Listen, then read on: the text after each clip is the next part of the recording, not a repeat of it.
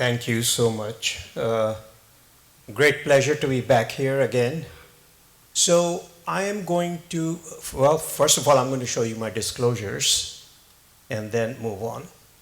So my job is to now talk about preventive and predictive approaches for cardiovascular outcomes in patients with MASLD.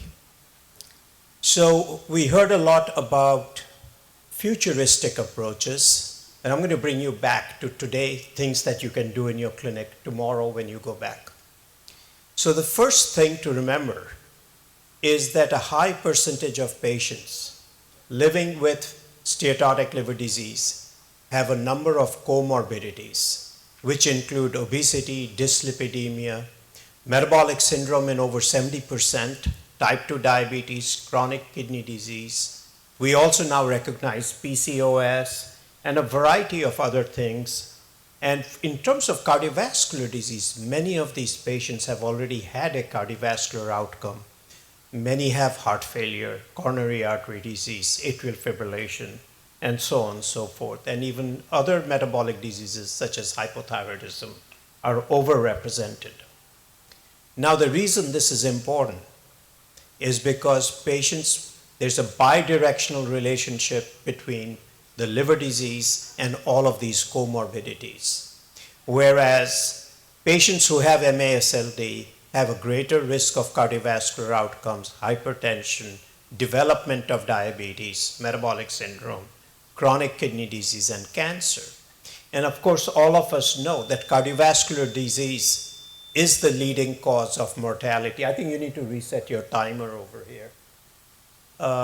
Is the leading cause of mortality in this population. So what these do is create competing threats to life, where for the patient, there is a threat from the liver disease, there's a threat from cardiovascular disease, there's a threat from cancers. So we really have to start looking at the patient in their totality so that we can manage the overall risk of morbidity and mortality and not just the organ. This is, of course, extremely important because if you look at patients who have MASLD, they have increased cardiorenal disease. You can see very nicely over here in this population-based study that the likelihood, the trajectory at which coronary heart disease is diagnosed and chronic kidney disease is diagnosed is higher in patients who have MASLD. The next thing to remember is that the population and their profile of these cardiovascular events are critically linked to the underlying fibrosis severity of the liver disease. And they change as you go from F0 to F1 to F3 to F4. And as you can see on this slide, is that liver-related outcomes at F0 to F2 are a minority of the total number of outcomes that the patients experience. Whereas as you get to F3, the numbers start rising, and it's really at that F3 to F4 junction where liver-related outcomes drive the overall mortality and become the predominant cause of major adverse outcomes in this population. So on the one hand, people with MASLD have all these increased non-liver outcomes, on the other hand, which are mainly cardiometabolic, and on the other hand, that as you get more progressive disease, it's really at that cusp of F3 and F4 that liver-related events become the predominant driver of outcomes.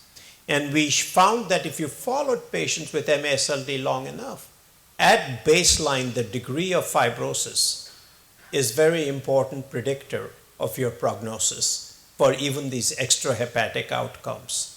So if you look at people with stage 0 to 2 versus 3 versus 4, and look at the incidence, not prevalence, but incidence, these are new events, you can see a huge step up in mortality, coronary artery disease. It was relatively flat, but part of it is because this particular study, all the patients had very intense cardiovascular risk management.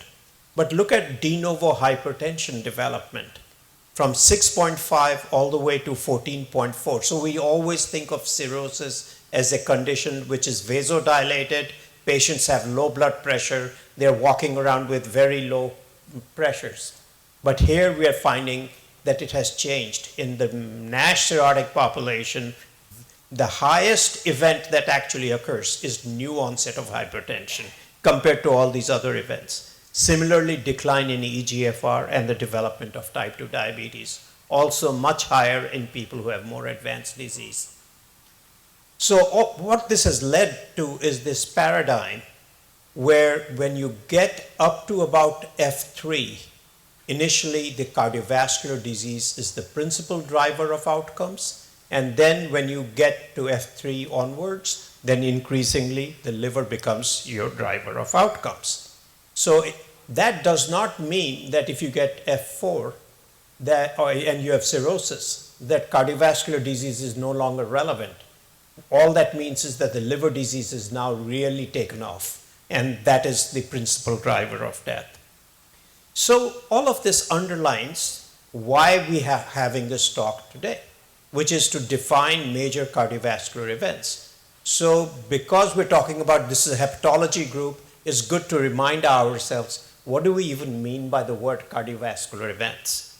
And so the three things you have to remember are these major adverse cardiovascular events. And the classic one is what we call core MACE, or the 3-point, it has 3 elements: cardiovascular death, non-fatal infarction, and non-fatal stroke. Then there is 4-point MACE, where you add hospitalization for unstable angina. And now more recently, people talk about 5-point MACE, which also includes hospitalization or an urgent visit for heart failure.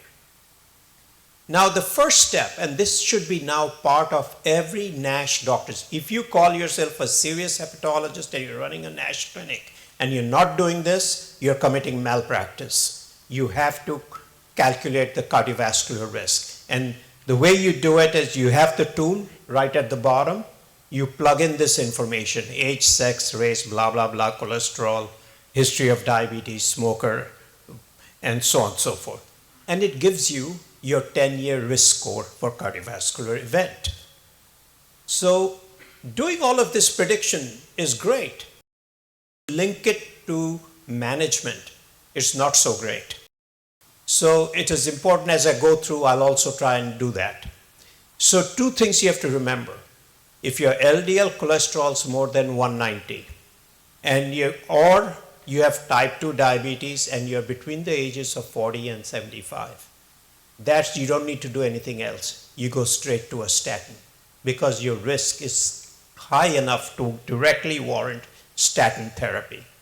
Now, if you don't hit these thresholds, then age by age, there are criteria as you go from 0 to 19, 20 to 39, and then 40 to 75 onwards, looking at family history, whether you have familial hypercholesterolemia, and then, of course, whether there's been early cardiovascular events in your family, and so forth, to determine the need for statins.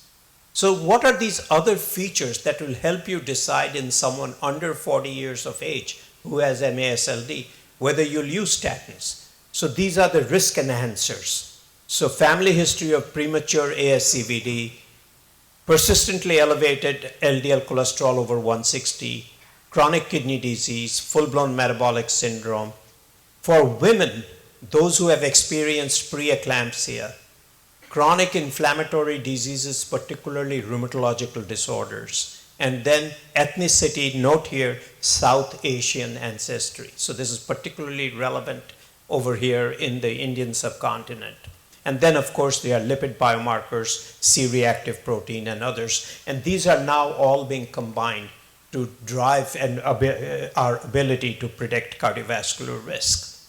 There are some limitations to this. It is unable to compute risk in those under 40 years of age, does not take into account the growing literature on the impact of social determinants of health on cardiovascular outcomes, and does not give you a breakdown on what kind of MACE event are you particularly at risk for. Because heart failure is a very different beast than atrial fibrillation, which is a very different beast than coronary event, and so on and so forth. This is really relevant because with the development of this obesity epidemic and MASLD, what we are seeing is a shift, whereas historically coronary events were the primary type of MACE event that occurred. We have become much better at managing coronary events. And you saw that in our own NASH CRN data that I showed you earlier, where the coronary events were relatively flat. But what you see is a growing proportion of MACE due to heart failure. So the stiffer the liver, the stiffer your heart. That's a general rule of thumb. And we see this over here with very large numbers of patients that were published a few years ago, where we're seeing this linkage between HFpAF, but not necessarily with HFrEF and MASLD. So that has led, all of these things have led to this new way of looking at risk, which now the American Heart Association just unveiled a couple of months ago, the PREVENT-TM pathway. And it's the calculator is on the, I put it up there. And what it does is it's good for a wider age range. It removes race as a risk factor. It includes social determinants of health and actually gives you granular data on the risk of the type of cardiovascular outcomes that you are likely to have. And of course, when you do that, you have to be able to engage in intervention also in a multifaceted way. And so this is a very simple thing that is designed for primary care practices. These are called Life's Essential 8. You can read them over here. But all of these should be part of the larger management of the MASLD patient. Now, looking into the future, what we have learned is not only that the liver contributes by promoting inflammation and thrombogenicity, etc., but an important part is the liver is the primary place in the body where we make cholesterol. And we've showed about now 10-15 years ago that free cholesterol goes up due to dysregulated cholesterol sensing and increased HMG-CoA reductase. At the same time, LDL receptor expression is decreased. So the LDL cholesterol that comes out has longer contact time with vasculature and more likely to cause atherosclerosis. The second thing is the type of LDL that we make. So normally when you make triglycerides, they are exported from the liver as VLDL. VLDL is acted on by lipoprotein lipase, which cleaves the fatty acid and the triglyceride out, leaving the intermediate density lipoprotein, which is enriched with cholesterol. The cholesterol and triglyceride all come out together from the liver. And so eventually when you have LDL particles, you get pretty good sized LDL particles and all the cholesterol's in there. Now imagine you have MASLD. You start making a lot of triglyceride, you're putting out a lot of triglyceride, so that both the cholesterol and triglyceride is increased in these big fat VLDL particles. So when it goes through, the lipoprotein lipase is no longer able to cleave all of the triglyceride off, produces triglyceride-rich intermediate density lipoproteins, which are susceptible to hepatic lipases, which then cleave it. So for the same amount of cholesterol, you get more particles which are smaller. And these can penetrate the endothelium more readily. They are far more atherogenic. And we've actually shown that small dense LDL increases both here looking at ALT in a population-based study, in a biopsy-based study with histologic confirmation with NASH, and then of course the LDL particle size, whether you're obese or you're non-obese, we've showed that the LDL particle sizes are smaller, so more atherogenic. We can now measure all of these in routine practice. So working with one-way lipidomics, this is a panel that has been developed. We hope we'll be able to bring this to India. But this shows how, for example, with saroglitazar, how the overall atherogenic profile is improved. And these kind of things are now going to lead the way towards more precision approaches to assessment of not only the risk, but how you benefit the risk. So, and finally, genomics. You can't have this talk without genomics. With deep sequencing, now we can identify there are people coming with acute coronary syndrome. Up to 8.7% of these patients have familial hypercholesterolemia if you meet the criteria of age less than 65 and LDL above 160. And these, of course, are the patients with very high risk. So this gives us a lot of different ways that which we are getting more granular detail about things that contribute to cardiovascular risk. So the key takeaways are that these are common comorbidities. There's increased absolute risk, and the cardiovascular risk increases with fibrosis. And there are a number of calculators that are now available and should be part of routine practice. And that genomic and advanced lipoprotein analyses may allow further discrimination of risk. Thank you.